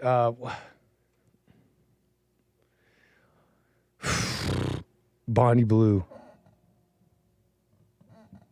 What do you guys think? I think they're right. I think they're kind of right. And not because of anything besides just like probabilities. You know, the probabilities. How many men are simps? How many men just want sex? How many men are... Like, Bonnie Blue knows what to play. She knows what men want. You know, what your mere man wants. Your average, you know what I'm saying here? She's playing it up. I find it hard to see. I'd find it difficult for the ladies on the left here to get married. But here's the thing. I like the ladies on the left, though. I like them. Like, for anyone, like, there's nothing like deep about this that men would pick number 2. It's like, yeah, duh. Marriage, child rearing, sex, love, all these things are not so nice. How we think they should be, or how they're presented in culture, and how we grew up thinking about them. They're childish. They're mature. That's why you get married young. That's why you do it. You do it. You make the mistake. You do what you're supposed to do. You make the babies, and then you overcome. You know, I'm not poo-pooing marriage at all. I think it's a fine thing. I think it might be quite nice. I'm just saying this as a little point on. That's not all life. Life is still you as the individual. What you have to overcome. And I feel like these ladies here, how do I put it? I don't think they're so bad. I think they'll find it very difficult to get married. Yes, because they're becoming like how do I put it? Like individuals, established. They got their own money. Like, why would they get married? I'm just rambling now. Let's get to some calls. Whatever. Let's get to. We got Derek out of Nashville. Thanks for your call. You're on the air. Hey, Derek. You were talking about Pete, talking about how he thanked. Wait, Jesus Pete. With Pete? Yeah, Pete Hegseth, right? Thanks for. Yeah, go ahead. He was thanking Jesus and Jenny for being saved, and I really could care less what's going on in Washington, but it happened to be playing in the background when I was making dinner, and I heard that, and it was interesting. It was like this, it gobsmacked me right in the face, and the whole point was I had totally gone unconscious while I was making meatballs, and I heard that, and I thought to myself, I'm like, I don't think she can do that. I don't think that's a thing she's capable of doing. But if I hadn't found you guys, I probably would have thought, oh, that's just a sweet. Probably wouldn't even heard it. It would have just been unconscious. You're saying a woman can't save you? My friend, you've never been in love. You sound like you've never been in love. Apparently, I haven't, but I have made the woman. I have made the woman my God. Oh, so that you know very well. You know very well what I'm talking about. I know very well what you're talking about. But I just thought it was interesting how I realized I'm like, how long have I been unconscious? But I heard that, and I was like, what did he say?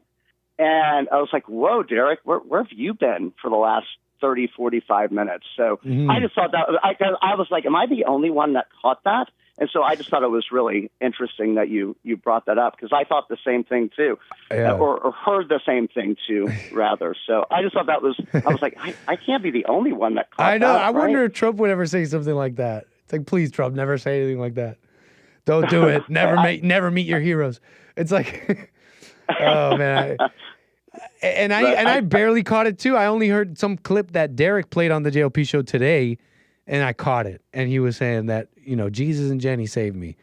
And so I had to comment a little bit. Yeah, I was like, that's wild. So, and I've been working today, so I got to catch up on the JLP show, but I appreciate you guys so much. Always, Derek. Call me again. I will. Bye-bye.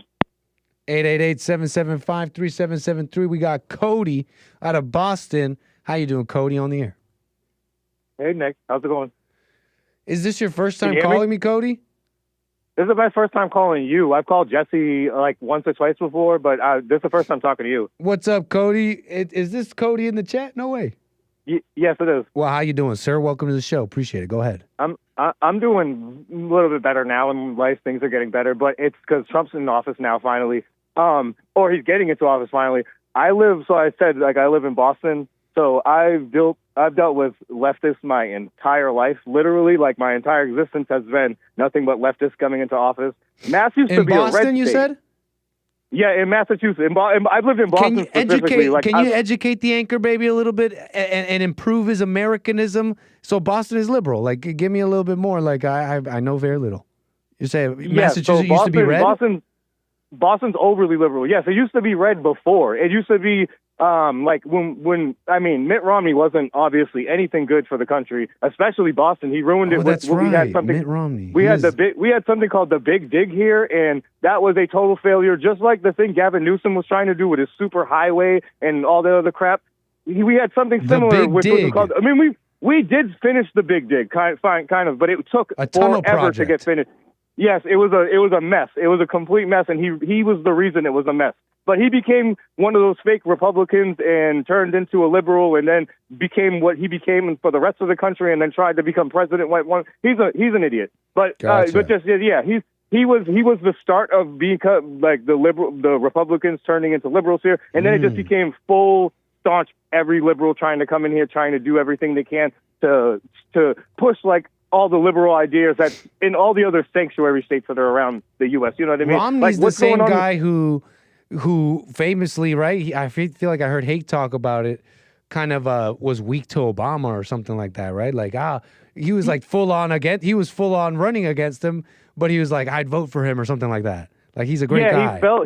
He fell like he's again one of those fake Republicans. He fell immediately into just being like, oh, whatever, like wherever the dollar bill's going to fall into his pocket. You know what I mean? Because that's literally just all liberals are. They don't care about nothing but just putting another dollar in their pocket. So, yep. So, but that's what again the other things that go on in sanctuary states. Massachusetts is they follow all that, but they keep it as quiet as possible. Like there's a lot of corrupt stuff that happens here all the time that they just kind of try to brush it under the rug, and they bring other people from other states and other countries because we have good school. Well, we did have good schooling here until Harvard became the mess that they became and started following all the other ideals and bringing all these Muslim families into here and started changing it's everything that you'll see from all the other states, but we keep Harvard is in Massachusetts, of course. Okay, keep going. They keep everything under the rug. Yeah, it's in Cambridge. It's right outside of Boston. I'm getting a bit of an education, but please go ahead. You can take a train from Boston to there in like 5 minutes, so it's not far. That is in Cambridge, and then there's the other schools, there's MIT and stuff like that. Whereas again, MIT luckily has never fell to any of the stupid crap that's been going on in the colleges around the state. Like again, like what goes on in like Amherst and where Elizabeth Warren is from and stuff like that. again, Maura Haley, I cannot wait till Trump gets there and kicks her out of office because she thinks she's going to stand in the way of Tom Hammond and prevent him from getting all these illegals out the state finally. Like, he already said, you're obstructing justice at that point, and I'm going to put you in handcuffs. So I really hope she thinks she's going to stop. She's been sitting here on her high horse thinking that, like, she's not like she's immune to the law or something like that. Like, I have no idea where leftists get this opinion that they don't have it. They're like above presidency. Like, yes, states have the right to their own laws. Like, because again, that's in the Constitution and all that other stuff. But you know what I mean? But it's like, it doesn't mean you're immune to the federal law. It doesn't mean you're above the federal government. Like, again, I don't know where these people get off thinking this stuff, but that's where leftists get. They don't think it. They think they know everything, but they don't. And then the law's right in front of them. They're actually like, I actually had to deal with the state recently, and they told me that I couldn't talk about politics. And I was like, wait a minute. Aren't you the guy? Aren't you the state? Aren't you guys politics? Like, where am I? The where politicians telling you to stop getting so political.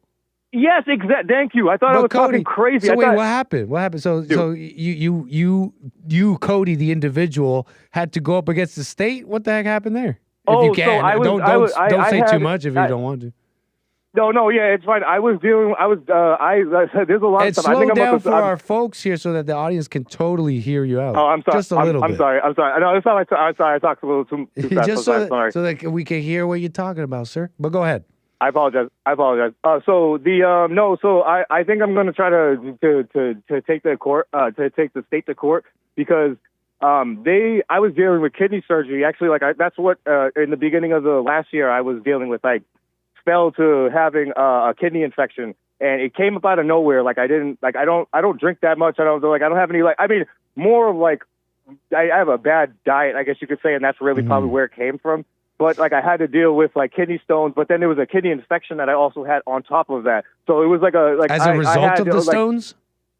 Yes, and then something else. Like, they didn't even actually give me a full breakdown of, like, the doctors themselves. They told me that it was infection, but I don't know if they figured out exactly where it stemmed from, but they caught it early enough where they just completely got rid of it. So there was no, like, I ended up hailing full recovery and everything was fine from that point. But it was just because they caught it as early as possible. But I did, like, blackout, go to the hospital and wake up there. And then, like, there was a whole thing so it was not good, but I luckily I caught it in time and I was fine from that point. Like, good, again, Massachusetts, I'll give them a lot of credit. They do. How do people really listening, how do they know when an infection is too serious and what's happening to their bodies? Should they know to seek help right away? Oh, so I just know my own body. I just know my own, like, I'm just very, very, like, I just know when things are going well and things aren't going well. So in my own head, before I blacked out, I was already calling, like, the cops. Like, I mean, calling the ambulance, trying to get them over there. So they got there as I was, like, I live by myself and stuff. I don't have family and stuff like that near me. So it's like, I luckily just was able to call them myself and then get them there in time. But it was just like, I was not in my own head feeling right. And I knew, like, something wasn't right. Like, I was just feeling off. I was feeling kind of woozy. I was just like, something isn't right here. And I was like, I know my own body. So once that hit me, I was like, oh no, I gotta go. And I have a weird allergy to something. So when I went into anaphylactic shock one time, that feeling right there, I was like, oh, I never want to have that happening because I almost died from that. So I was just like, so when I was just anything close to even getting to that feeling, I was just like, I'm gonna go to the hospital. Nice, in the hopes that it might help somebody listening. But you said luckily. Yeah. I mean, it was just something I could caught myself. Like, I know my body, so I was just like, if just in your own head, like you know when you start getting lightheaded or something like that, like that feeling, like it was just like, okay, like usually I can catch myself, like if something were to happen like that, I'm like, I'm gonna sit down or try to reassess and see if that helps. But if that's not helping, then it's like, okay, now something is way worse. I have to call an ambulance. Like, or Understood, it's just like Cody.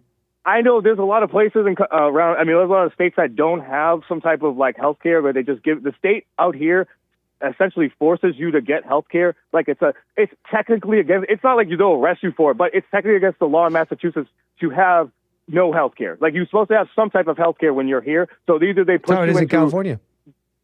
Yeah, oh, okay. So I didn't know that was like that over there. So they push you into either you have like a penalty. You have a tax penalty if you don't have health care. Oh, see, that might be what it is too. That's why because they try to make it as some type of thing that they try to get against you, and it's like it's healthcare that some people can't afford. But Massachusetts has some type. I wouldn't say it's universal healthcare, but they do have some type of healthcare that it's mass health. That's what it's called, and they give it to you like it's something you don't. It's something probably that the state akin fully to covers. Medicare and stuff like that. It sounds very familiar. Yeah, it is. Cody, It's something similar to it. The part that is interesting, the part that I was interested in hearing about, is you said that you, Cody, have to. What is it that you said? You said it like this. You said you're up against, or have to deal with, or are having trouble dealing with something akin to those words.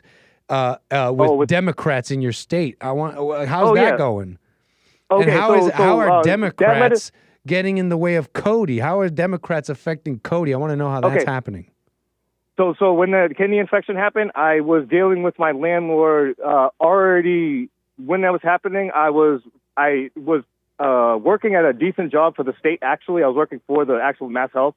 And I was making like $20-something an hour. I definitely could afford my rent, even though Massachusetts they just raise the rent like crazy out here. It's just, again, like any other sanctuary state. But again, going forward, but yeah, so I was dealing with my landlord trying to kick me out because I lost my job from the kidney infection. And then I told her, like, hey, I'm going to give you the money. I've never been late with her on rent before. We never had any issues or nothing like that.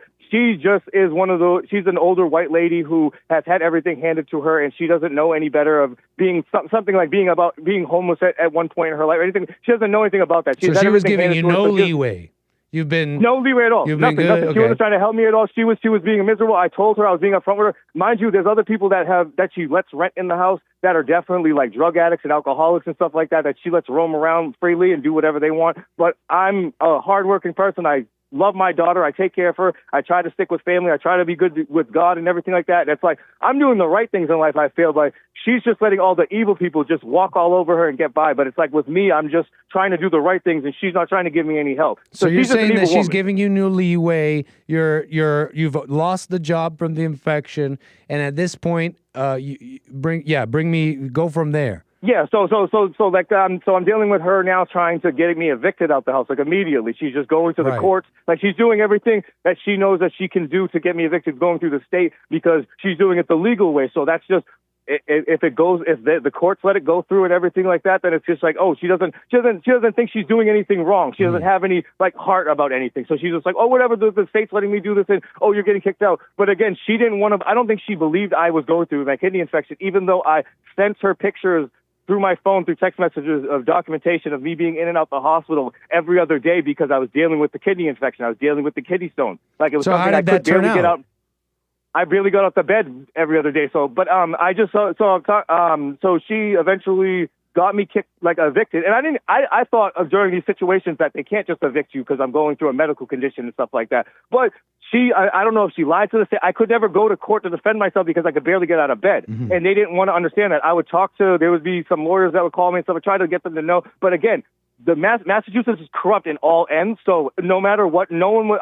There are some good lawyers I've met that they're not like that. But it's like, again, no one was calling me regularly to try to see, like, oh, are you going through kidney surgery? Are you doing this or that? No, they just believe this old woman, and then all of a sudden they forced the eviction on me. So then I had a constable coming to my house telling me I have days and days and days to get out the house and pack all my stuff. I could barely get out of bed, so how am I going to pack up all my stuff and get out the house?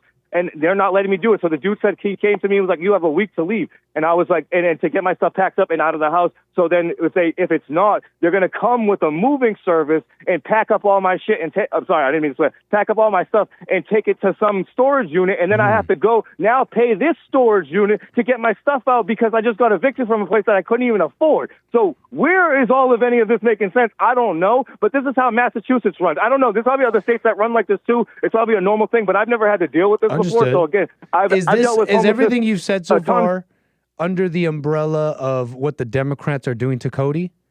Because if so, then yeah, you answer. So when I got kicked out, that's what I'm saying. I got kicked out, and then I don't think that woman told them that I was going through kidney surgery. There was no documentation because when the cops actually came with the constable, when they were kicking me out, I gave the paperwork to the cop, and the cop looked like he was confused too about why I was getting kicked out. So that's what I'm saying. It was just like someone lied somewhere across the way. Honestly, it sounds to me, Cody, and it sounds to me like whether there's even more to the story or not, it sounds to me Like so far, these are all the things that you could file under what the Democrats are doing to Cody. Is that fair? Is that how you're seeing things? That's what I'm saying. That's where I'm at now, where I'm trying to do that as soon as possible. But I've been dealing with, since they kicked me out, I've been on the street homeless. And again, now I'm going to go into where the Democrats have ruined my life.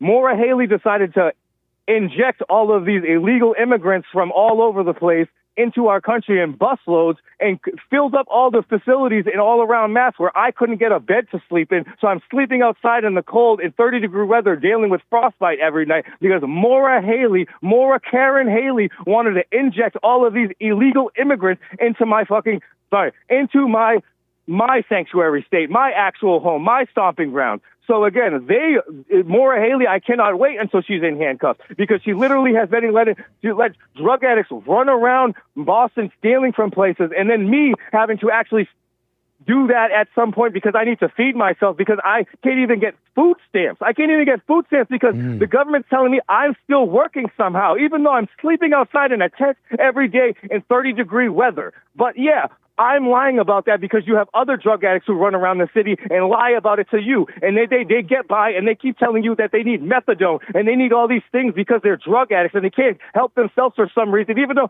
I've dealt with drug abuse and I've gotten over it and I've dealt with alcoholism and I've gotten over it. But now these people can't magically because they're so hindered in life because they can't do it because they're not regular human beings like the rest of us that were born into this earth. Like again, these people are not God-loving people.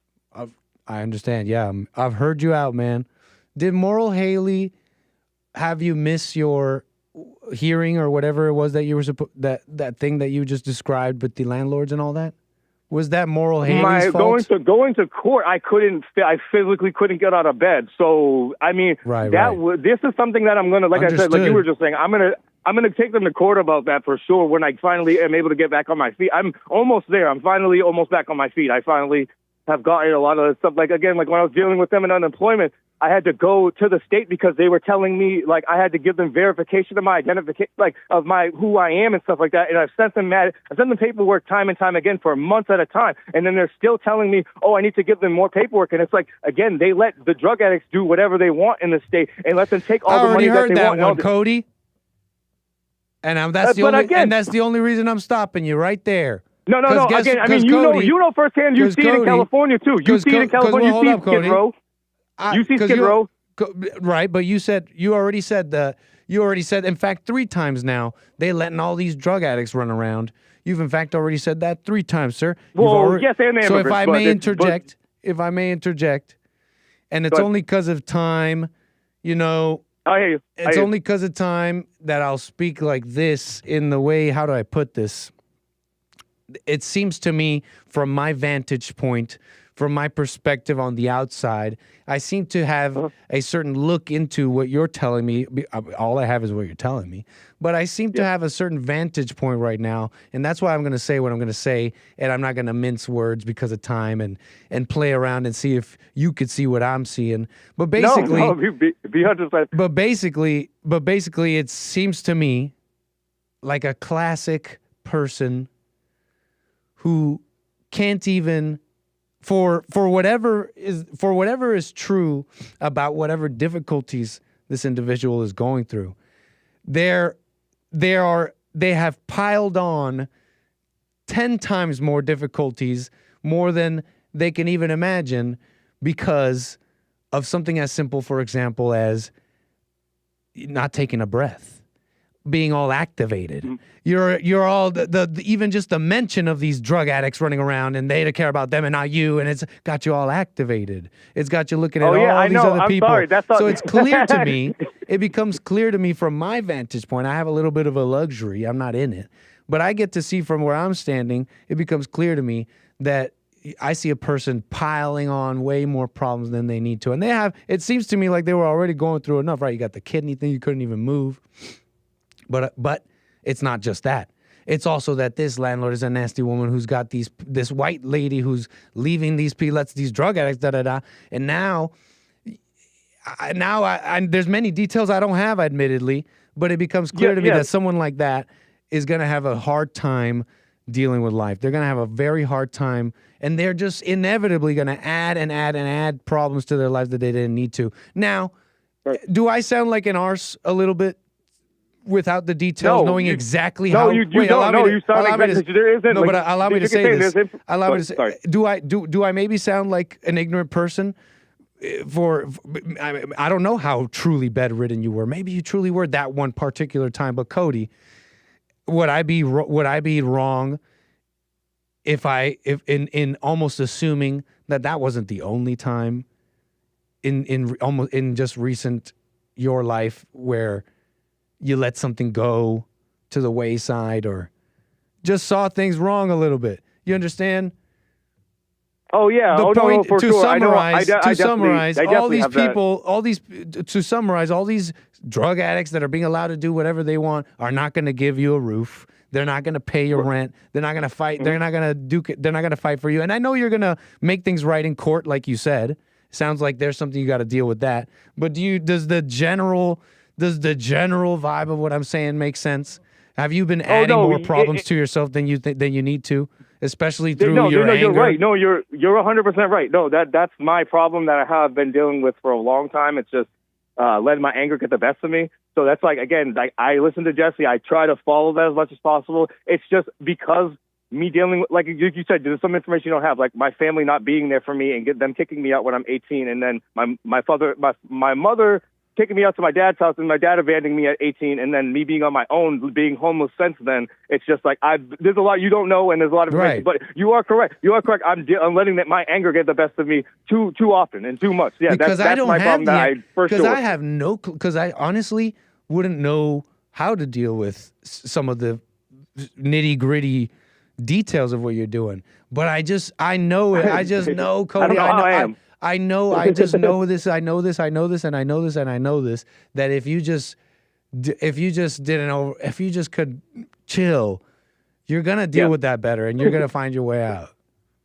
No, I appreciate it. Thank you. No, that's why I appreciate you guys so much, because really, if I didn't find Jesse when I did at the time, I found him like just before my kidney infection happened. And it was like I was atheist, but I wasn't really like never running to the devil's pocket anytime I could. I just was like never going to anything. I was just staying to myself and trying to just live life and figure things out. But then it was just like Jesse, and I've heard you guys say it too, like atheists are always really secret, like they're Christians in the back of their mind, but it's like they just have to be brought back to the Lord. So that's just what it is. You sound young, Cody. May I ask?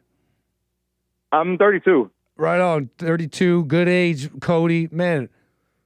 Yeah, I'm trying. That's why I want to get through this while I'm in my prime, at least, so I don't have to deal with this again. You're set. You just don't overreact. Look, all these people who are living life badly, and it seems like they're getting a break, and are not going to pay your rent. They're not going to vouch for you. They're not going to care when you're in the streets. They're not going to care about any of that, and they're definitely not going to care if you say, "But what about them?"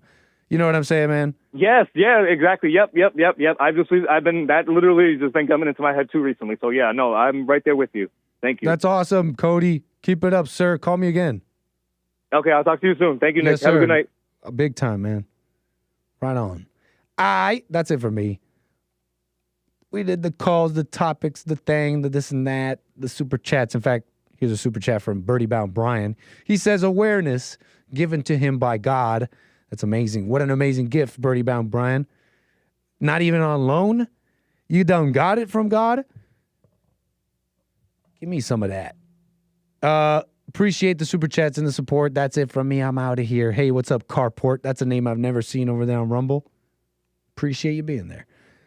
All right. That's it. Now, I'm not joking this time. I really means it.